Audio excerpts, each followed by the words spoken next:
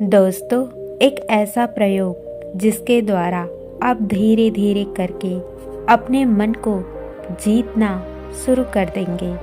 हर चीज को सीखने का एक तरीका होता है।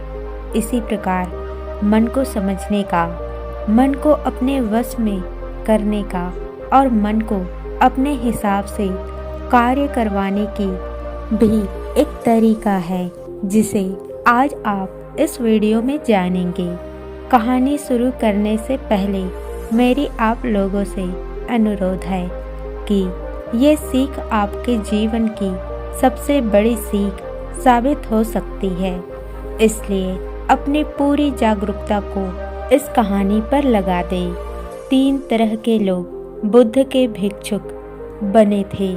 पहले वो जो बुद्ध के भिक्षुक बनते थे और अपने लक्ष्य तक ध्यान साधना में लत रहते थे, यानी आत्मज्ञान पाने के लिए पूरी मेहनत के साथ ध्यान साधना में लगे रहते थे।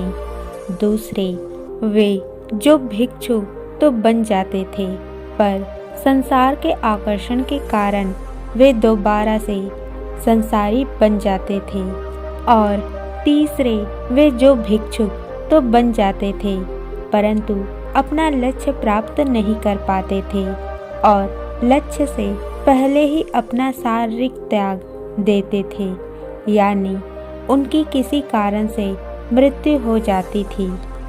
दोस्तों, ये कहानी एक ऐसे भिक्षुक के बारे में है जो भिक्षु बनता है और अपना लक्ष्य प्राप्त कर लेता है, यानी वह आत्मज्ञान को प्राप्त हो जाता है। आत्मज्ञान की प्राप्ति के बाद उन भिक्षुक के भी कई सारे शिष्य बन जाते हैं। तो एक दिन उनका एक शिष्य उनसे पूछता है कि मन को जीतने का तरीका क्या है।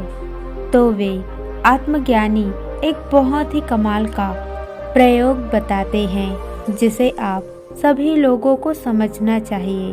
वे आत्मज्ञानी कहते हैं, धैर्य नाम की एक तलवार होती है जिसके द्वारा मन को हराया जा सकता है। मैं तुम्हें एक प्रयोग बताता हूँ जिसके उपयोग से तुम अपने मन को जीतना शुरू कर दोगे। प्रयोग बहुत ही आसान है। एक दिन उपवास करना है।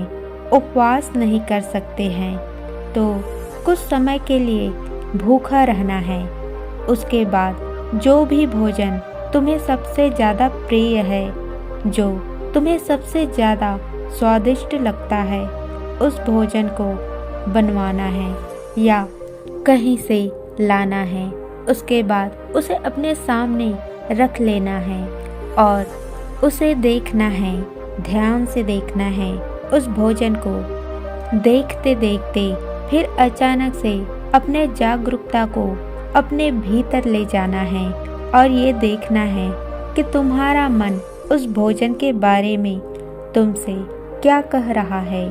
तुम्हें अपने हाथ पैर नहीं हिलाने, तुम्हें बस एक जगह स्थिर बैठकर उस भोजन को देखना है और भोजन को देखते देखते फिर अपने भीतर अपने मन को देखना शुरू कर देना है कि तुम्हारा मन तुमसे क्या कह रहा है।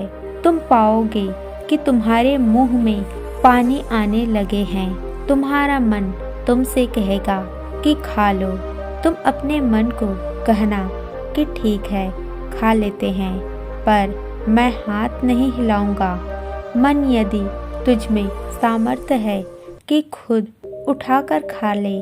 जैसे जैसे समय बीतेगा तुम्हारे भीतर एक अजीब सी बेचैनी पैदा होने लगेगी। तुम्हारा मन तुम्हारे भीतर ऐसा भाव पैदा करेगा कि तुम किस मूर्खता में लग गए हो। तुम क्या प्रयोग कर रहे हो, भोजन करते क्यों नहीं। तुम्हें तुम्हारा मन 1000 वजह देगा कि तुम भोजन कर लो, पर तुम्हें भोजन करना नहीं, बस उसे एकटक देखते रहना है।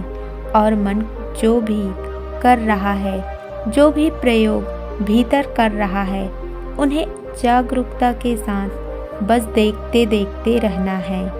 कुछ समय बाद वहाँ से उठकर चले जाना है और अगले 7 दिन तक वह भोजन नहीं करना जो तुम्हें स्वादिष्ट लगता है। कुछ भी ऐसा खा लेना है जो तुम्हें इतना स्वाद नहीं मिल सकता। अगर तुम ऐसा कर कर उठ पाओगे तो इसका अर्थ यह है कि तुमने मन को पहली जंग में हरा दिया है। अब तक मन तुम्हें जाने अनजाने हरा रहा था। इस बार तुमने अपने मन को पूरी जागरूकता के साथ हराया है। इस तरह का प्रयोग तुम किसी और चीज़ में भी कर सकते हो। जिस भी चीज़ को तुम्हारा मन करना चाहता है उसे ना करके।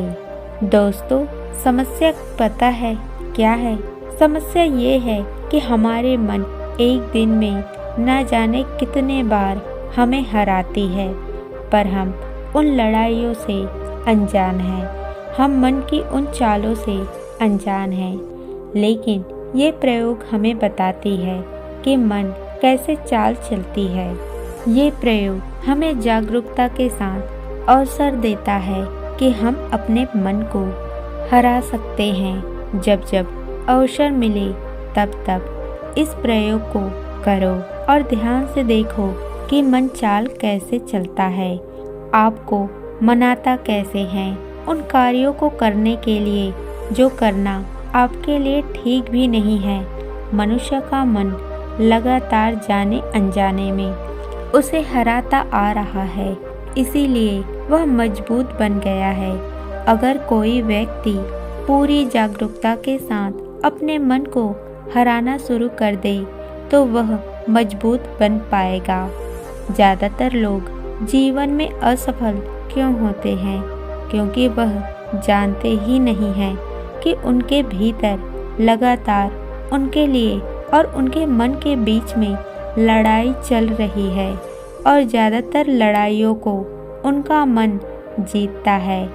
शिष्य गुरु से पूछता है, गुरुदेव, क्या इस प्रयोग को भीतर और भी हर इच्छा के लिए किया जाएगा? गुरु कहते हैं, कुछ इच्छाएं स्वाभाविक होती है और कुछ इच्छाएं मन पैदा करता है। इस प्रयोग को उन इच्छाओं पर लागू करना है जिन्हें मन पैदा करता है। स्वाभाविक इच्छाएं क्या होती है? स्वाभाविक इच्छाएं होती है जैसे स्वाभाविक इच्छा है, पर खाना क्या है ये आपका निर्णय होना चाहिए। प्यास लगना स्वाभाविक इच्छा है। काम वासना का भाव उठना एक स्वाभाविक इच्छा है, पर काम वासना में लिप्त होना है या नहीं ये आपका निर्णय होना चाहिए। काम ऊर्जा सबसे शक्तिशाली होती है और मन इसी के द्वारा सबसे ज़्यादा जीतता है। यदि कोई व्यक्ति संसारिक है तो उसे काम वासना में लिप्त होने में कोई समस्या नहीं है। लेकिन अगर कोई व्यक्ति सन्यासी है या फिर उसका कोई ऐसा लक्ष्य है जिसमें ब्रह्मचर्य की आवश्यकता है, तो फिर उससे काम ऊर्जा को रूपांतरित करने की आवश्यकता है। काम ऊर्जा को रूपांतरित करने के लिए मनुष्य को सात्विकता को अपनाने की आवश्यकता है। सात्विकता क्या है? सात्विकता का अर्थ है सात्विक भोजन ग्रहण करना, सात्विक विचार ग्रहण करना। सात्विक भोजन से पेट स्वस्थ रहेगा, पेट से पूरा शरीर स्वस्थ रहेगा और जब तन स्वस्थ रहेगा तो मन स्वस्थ अपने आप होने लगेगा। मन को स्वस्थ करने के लिए विचार भी बहुत आवश्यकता है। जब कोई व्यक्ति अपने जीवन में सात्विकता को ही ले लेता है और इन प्रयोग को करता है तो अपने आप ही उसका मन उसका दास बनता चला जाता है।